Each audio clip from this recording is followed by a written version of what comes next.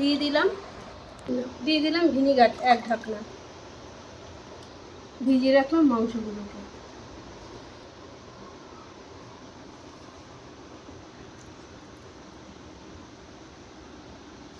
তো ভিনিগারে মাংসগুলোকে ভিজিয়ে রাখলাম নুন দিয়ে। 1 ঘন্টার মতো রেখে দেবো। বন্ধুরা, তোমরা কেমন আছো? আশা করি ভালোই আছো, আর আমরাও ভালো আছি।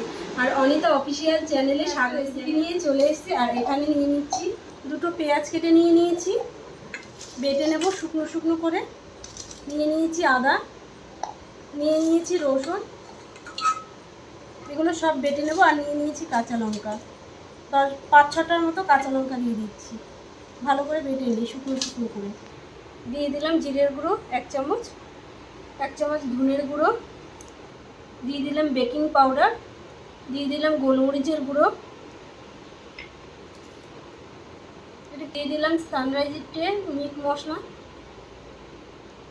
দিয়ে দিলাম পরিমাণ মতো নুন, দিয়ে দিলাম হলুদ গুঁড়ো, দিয়ে দিলাম সর্ষে গুঁড়ো, দিয়ে দিলাম চিলি সস, দিয়ে দিলাম পেঁয়াজ রসুন বাটাটাকে। ভালো করে মাখিয়ে নিচ্ছি। আমি 1 কেজি মাংস নিয়ে নিয়েছি, ভালো করে মাখিয়ে নিচ্ছি মাংসের পিসগুলো। তাই এরকমভাবে কেটে কেটে নিয়েছি, মাংসগুলোকে কেটে নিয়েছি। কেটে বের মাংসগুলো ভালো করে মাখিয়ে নেব। এরকম করে মাখিয়ে 1 ঘন্টা রেখে দেব।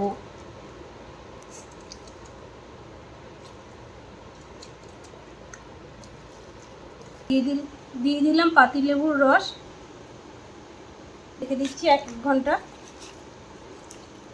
হয়ে গেছে। কড়াইতে তেল দিয়ে দিচ্ছি, ময়দা নিয়ে নিয়েছি। আর ময়দার ভিতরে গোটা জিরে দিয়ে দিচ্ছি, একটু নুন নিয়ে নিলাম ময়দার ভিতরে।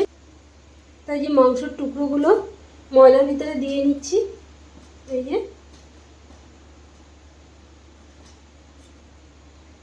তারপরে জলের ভিতরে দিয়ে নিলাম। এবার জল ঝরাতে দিয়ে দিলাম, দিয়ে চুবিয়ে এবার জল ঝরিয়ে আবারও ময়দার ভিতরে দিয়ে নিচ্ছি। দিয়ে এবার ভাজা বসিয়ে দিচ্ছি। এরকম করে সব কটা ভাজা দিয়ে করে নেব।